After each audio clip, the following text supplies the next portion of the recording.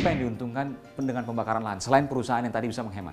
Lembaga-lembaga negara yang bergerak di bidang kebencanaan itu pasti diuntungkan. Karena mereka setiap tahun bisa mengeluarkan biaya budget yang sampai ratusan miliar. Yang itu akan sangat susah dikeluarkan jika misalnya terjadi bencana alam biasa. Misalnya gunung meletus atau dan lainnya yang itu mungkin bisa 100 tahun sekali. Dan mahal? Iya. Untuk memadamkan lahan gambut mahal sekali terbang itu 150 juta. Sekali terbang? Iya. Dengan helikopter? Helikopter. Dengan waterbombing itu? Iya. 150 juta? Bayangkan satu hari itu bisa 7 kali terbang mereka. Satu hari 7 kali terbang untuk berapa hektar? Di beberapa titik api paling. Kalau 7 kali terbang berarti misalnya sekali bombing itu di satu kawasan titik api ya paling satu kebakaran. Jadi satu hari 1 miliar lebih itu ya? Ya bisa begitu. Dan dilakukan berhari-hari? Dilakukan berhari-hari misalnya kalau di Sumatera Selatan dari sejak Agustus.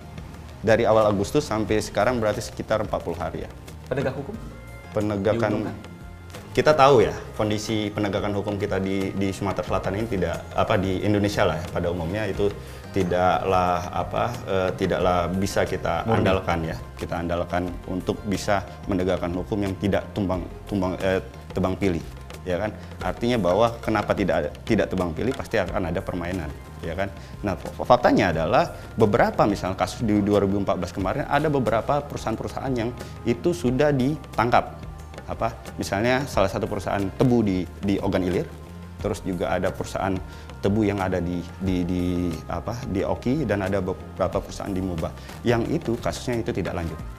Tudingan Anda terhadap perusahaan-perusahaan itu cukup serius. Ya. Anda punya data realnya? Ya, kita punya data. Walhi Sumatera Selatan itu mempunyai data terkait dengan kejahatan lingkungan yang dilakukan oleh perusahaan dengan cara membakar.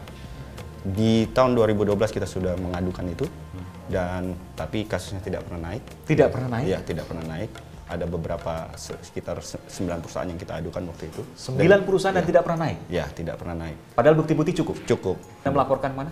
Ke Polda Sumatera Selatan. Di tahun 2014 pun kita punya data soal kebakaran kebakaran yang terjadi di konstruksi perusahaan dari perkebunan sawit sampai ke HTI. Tetapi memang yang tidak ada yang naik juga ya. Tapi lebih banyak masyarakat yang dihukum. Nah, di 2014 misalnya kan data kami yang juga sebenarnya diperkuat oleh Kementerian Lingkungan Hidup dengan melakukan gugatan terhadap salah satu perusahaan HTI di Sumatera Selatan yang ada di Oki. Perusahaan kertas ya? Ya, di Kabupaten Oki yang membakar lahannya itu mencapai 20.000 hektar. 20.000 hektar? Iya. Okay. Itu digugat oleh Kementerian 7,9 triliun.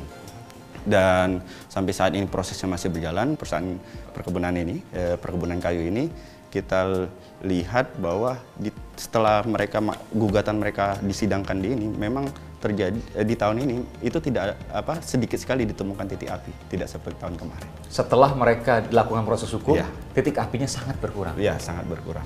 Hampir tidak ada. Iya, ada muncul beberapa titik api saja. Karena alam bisa jadi bahwa dan berpindah ya.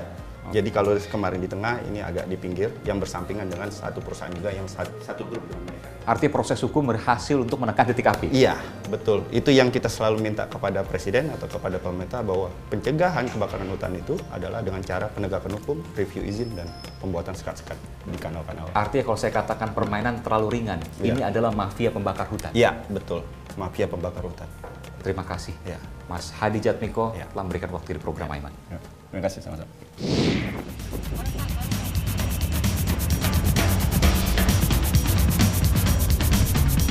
Apa kemudian solusinya seperti apa, semuanya sudah tahu. Apa yang harus akan dilakukan sudah tahu semuanya. Sekarang sudah kerjakan di lapangan.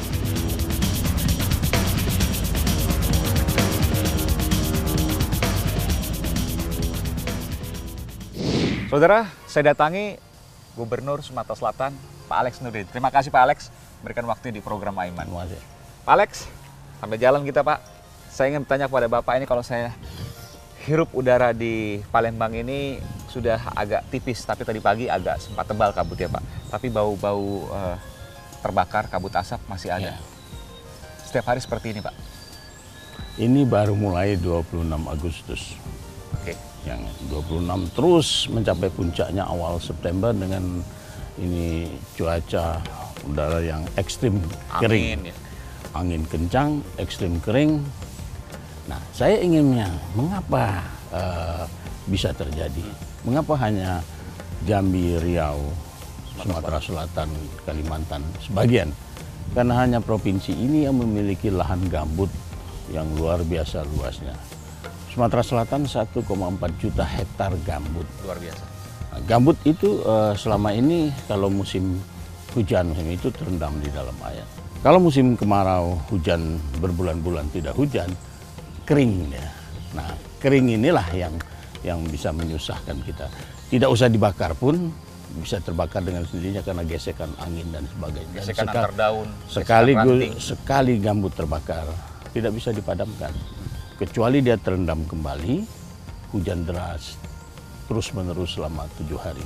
Jadi pemadaman di darat kita suntikan pakai selang-selang ke dalam gambut, disemprot begitu. Pertama itu terlalu luas, jadi yang di tengah tidak tercapai. Atau juga air untuk memadamkannya sudah kering juga. Sungai jauh. Pemadaman dari udara dengan teknologi modifikasi cuaca hujan itu awan cumulonimbus itu sekarang sudah nggak ada. Jadi di Semai pun juga waterbombing kita lakukan. Waterbombing kita lakukan, tapi sumber airnya juga cukup jauh. Jadi begitu banyak masalah yang barangkali banyak orang kenapa susah sekali. Banyak yang sinis, kenapa nggak padam-padam apinya? Saya sarankan coba ikut ke lokasi. Lihat petugas kita yang sudah berminggu-minggu di tengah gambut terbakar itu siang malam bersama TNI, Polri dan sebagainya. Susah. Dan yang terbakar di sini bukan hutan, tapi semak belukar dan gambut. Jangan salah. Jadi kalau saya dengar dari jawaban Bapak, untuk lahan gambut seperti di Sumatera Selatan ini, kalau sudah terbakar ya kita nggak bisa berbuat apa-apa lah, pangku tangan saja. Nah, oleh karena itu, jangan sampai terbakar itu. Jadi pencegahan. Jadi ada 4 hal. Jadi betul Pak, kalau sudah terbakar ya sudah, tidak bisa apa-apa. Memang kita cuma jaga supaya jangan meluas. Tapi kalau sudah terbakar, susah. Kita padamkan yang itu dengan ranting-ranting, dengan kita padamkan yang di permukaan padam. Tapi yang di dalam itu masih membara. Nanti sudah pergi dia ngebul lagi. Artinya fokus hanya di pencegahan. Fokus Kenapa? di pencegahan Ya. dan dijaga pada saat itu terjadi. Jangan sampai pencegahan itu kemudian lewat. Tapi yang terjadi sekarang indikasi-indikasi pembakaran hutan oleh perusahaan banyak Ya, sekali. ada Dan itu terjadi. Ada 11 perusahaan. Jadi ada perusahaan. Sebelum menjawab misalnya- sampai jalan Pak kita Pak. Misalnya perusahaan yang punya izin lokasi Ya. 10.000 hektar. Dia baru kerjakan 3.000 hektar. Oke. Jadi masih sisa 7.000. Dan kemudian itu? Nah, 7.000 ini akan dia mulai buka kan. Indikasi ini baru indikasi, kita jangan suzon. Kalau dibakar, Jangan suzon. ya, kita kalau dibakar itu lebih mudah dan lebih murah. Nanti musim hujan baru dia tanam. Atau yang ini yang 7.000 ini tadi karena tidak dijaga. Yang 3.000 aman loh, padahal di sebelahnya itu tidak dijaga itu dia terbakar juga. Jadi sekarang sedang diinvestigasi dan kalau terbukti ada kesengajaan itu sanksi berat kita jatuhkan. Sanksinya. Jadi sampai dengan pencabutan izin. Ini saya tanya kalau 70% sulit di bayangan saya ketika mengatakan ini kan berarti sebuah kesengajaan. Lalu di mana pencegahannya dari jajaran-jajaran yang Bapak pimpin?